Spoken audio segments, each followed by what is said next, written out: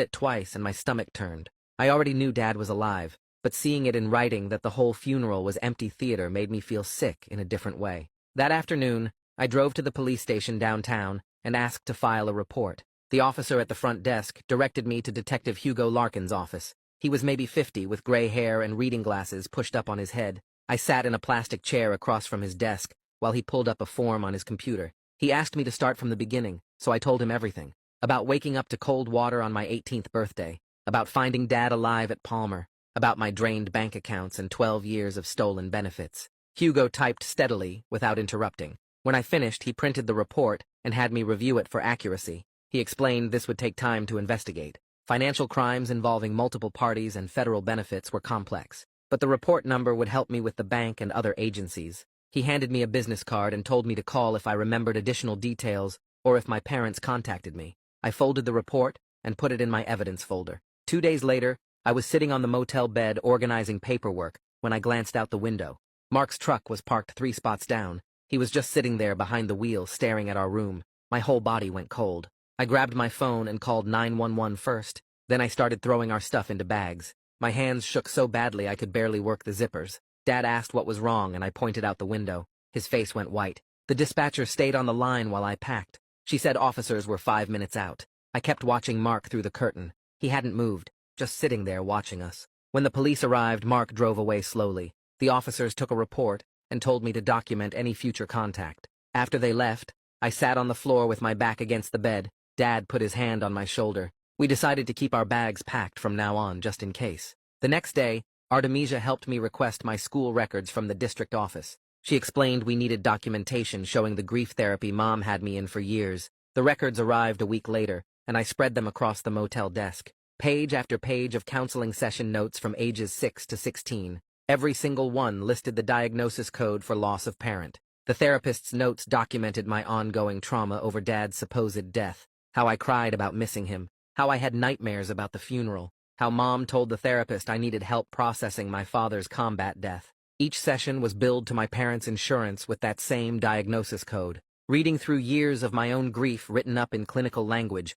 created this weird distance, like I was reading about someone else's pain. But it also created a paper trail proving how long and deliberately Mom and Mark maintained the lie. Artemisia sent formal preservation letters the following week. One went to the bank. One went to my parents' address. The letters used legal language requiring them not to destroy any documents or records related to Dad's benefits or my accounts. Artemisia explained this was standard procedure before filing a lawsuit. If they destroyed evidence after receiving this letter, they could face additional penalties. She said the formal legal language was powerful. It put them on notice that we were building a case, and they needed to preserve everything. When I read the letter before she mailed it, I felt something shift. For weeks, I'd been reacting to what they did. Now, we were taking action, making them respond to us instead of the other way around. Agatha called 3 days later with an update. She said the bank's fraud investigation had identified a pattern, transfers from Dad's benefits account to a joint account controlled by Mom and Mark going back years. She was flagging the transactions as suspicious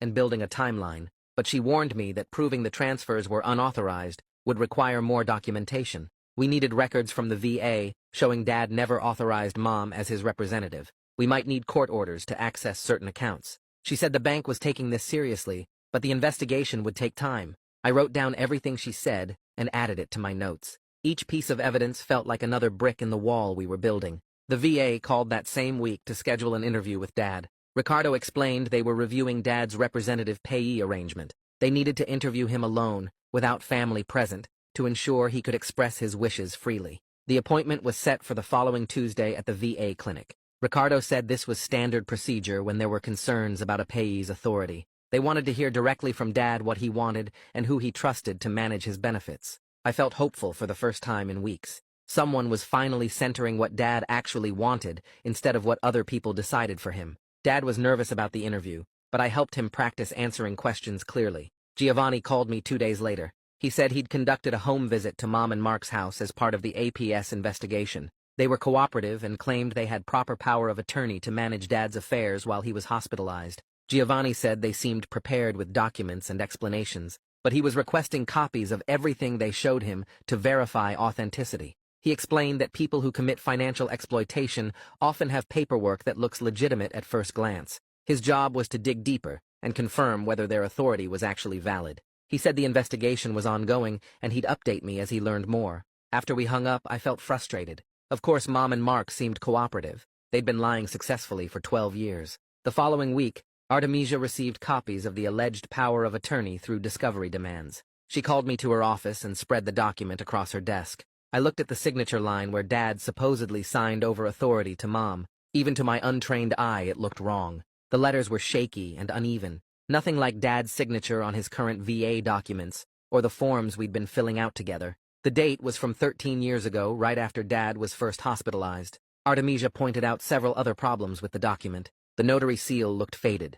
The witness signatures were barely legible. She said we might need a handwriting expert to prove it was forged, but even without that, the document raised serious questions.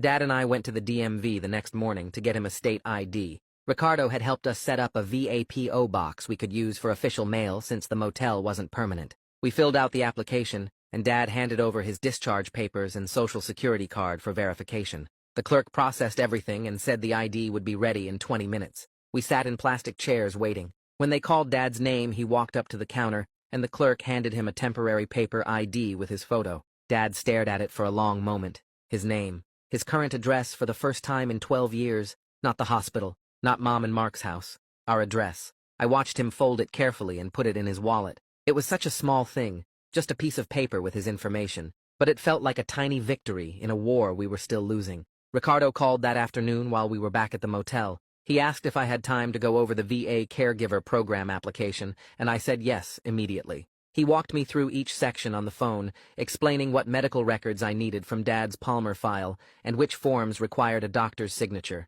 The application asked for detailed information about Dad's daily care needs, his disabilities, his treatment plan. I filled in boxes about medication management, appointment attendance, meal preparation, emotional support. Every question made the weight of what I'd taken on feel more real. Ricardo sent me links to the required training modules, and I started the first one that evening, watching videos about veteran mental health and caregiver burnout. The training talked about setting boundaries and asking for help, which felt strange when I was 18 and had no idea what I was doing. I submitted the completed application through the VA portal, and Ricardo confirmed he received it, then explained the approval process could take several weeks, but he'd follow up to keep things moving. The shelter counselor had referred me to Amelia Fletcher at the community mental health clinic, and I went to my first appointment 2 days later. The clinic was in a converted house with mismatched furniture in the waiting room and motivational posters on the walls. Amelia called me back, and I followed her to a small office that smelled like lavender. She was maybe 40, with glasses and a calm way of moving that made the room feel safer. She asked what brought me in, and I started explaining about my parents kicking me out and finding Dad and the stolen money, and halfway through I realized I was talking too fast, and my hands were shaking. She didn't interrupt or try to fix anything, just listened and took occasional notes. When I finished, she asked how I was sleeping and eating, and I admitted I wasn't doing great with either. She said we'd work on coping skills and processing the trauma, but for now she just wanted me to know I had a place to talk about it. The session was only 50 minutes, but leaving felt like I'd set down something heavy, at least temporarily. Agatha from the bank called to schedule a detailed interview, and I met her at the branch office the following week. She had printouts of every transaction on my old savings account going back 5 years, highlighted and annotated with sticky notes. We went through each withdrawal and transfer, with Agatha asking who initiated it, what I was told it was for, whether I gave permission. I explained that Mom always said the money was saved for college, that I never had access to the account myself, that I didn't know she could just close it whenever she wanted. Agatha asked about the joint account structure, and I told her it was set up when I was 13, that Mom said it was normal for parents to be on their kids' accounts. She made notes about everything, and explained the bank had standards for provisional credit in fraud cases. My situation was complicated because the account was technically joint, but the pattern of access and the timing of the final withdrawal, right when I discovered Dad was alive, created a strong case. She said she'd present everything to the fraud review committee and get back to me within 2 weeks. Giovanni called a few days later about arranging a DNA test. He explained that to shut down any argument from Mom and Mark about my standing in Dad's case, we needed definitive biological proof. The test would be through an approved lab, and the results would go into the official APS file. I agreed, even though something about it felt wrong, like I had to prove my own family. We went to the lab the next morning, and a technician swabbed the inside of my cheek, then Dad's, and labeled the samples with case numbers. The whole thing took 10 minutes. Walking out, I felt angry that this was necessary. that 12 years of lies meant I had to scientifically verify I was my father's son. Dad was quiet in the car, and I knew he felt it too, this invasive proof of something that should have just been true. Artemisia called me into the legal aid office for an update. She'd drafted an emergency motion for temporary control of specific accounts, arguing that Mom and Mark's ongoing access created risk of further asset disappearing. The motion requested the court freeze certain accounts and require financial reporting while the investigations continued. We had a hearing date in 2 weeks. Artemisia spread the paperwork across her desk and walked me through what to expect. She said court was unpredictable and stressful, that judges had a lot of discretion, that we might not get everything we asked for, but this was our best shot at stopping them from hiding or spending more money while APS and the police did their work. I signed the verification forms, and she filed everything electronically that afternoon. The funeral home sent additional records 2 days later. I opened the envelope at the motel and pulled out invoices and contracts showing they'd provided space for a memorial service, nothing more. No cremation services, no burial services, no handling of remains. Just a room rental and some chairs and a guest book. I stared at the papers trying to process that the funeral I remembered, the casket I cried over, the entire ceremony was theater. Mom and Mark had staged a memorial service for a man who was alive 20 miles away in a VA hospital. I felt something crack open inside me, this cold rage that made my hands shake. I told Dad I needed to walk, and I left the motel, circling the parking lot and the nearby streets for over an hour until my legs hurt and the anger settled into something I could carry. Ricardo called about HUDVASH screening for Dad. The program provided housing vouchers and case management for homeless veterans, and Dad qualified based on his service and current situation. The screening interview was scheduled for the following Tuesday at the VA clinic. Dad got anxious as soon as Ricardo explained the process, worried they'd think he was too damaged or didn't deserve help. That evening I sat with him, and we practiced answering the questions Ricardo said they'd ask. I reminded him he'd served his country, that he'd earned this support, that being honest about his needs wasn't weakness. We went over it until he could talk about his mental health and housing situation without his voice shaking too much. An email arrived at the legal aid office from Mom's personal account. Artemisia forwarded it to me with a note to call her. I read the whole thing, this long, rambling message about grief and confusion, and how she'd always planned to tell me the truth when I was older. She blamed the trauma of thinking she might lose Dad, said she made bad decisions out of fear, claimed she never meant to hurt anyone. The email went on for pages, without ever actually admitting what she'd done or apologizing for specific actions. Artemisia called me that afternoon and said it was a classic non-apology, the kind that admits nothing concrete and keeps all the blame vague. She'd already responded officially, stating that all communication needed to go through attorneys from now on. I felt relieved that I didn't have to figure out how to respond myself, that someone was running interference, so Mom couldn't manipulate me directly. Artemisia brought up the possibility of hiring a handwriting expert to analyze the power of attorney signature. She explained that experts were expensive, usually several $1,000s, and we should wait to see if the bank's internal review flagged the document first. If the bank's analysts found problems with the signature, that would give us ammunition without the cost. I wanted answers immediately, but I was learning that legal strategy sometimes meant patience, waiting for the other side to make mistakes instead of forcing every issue.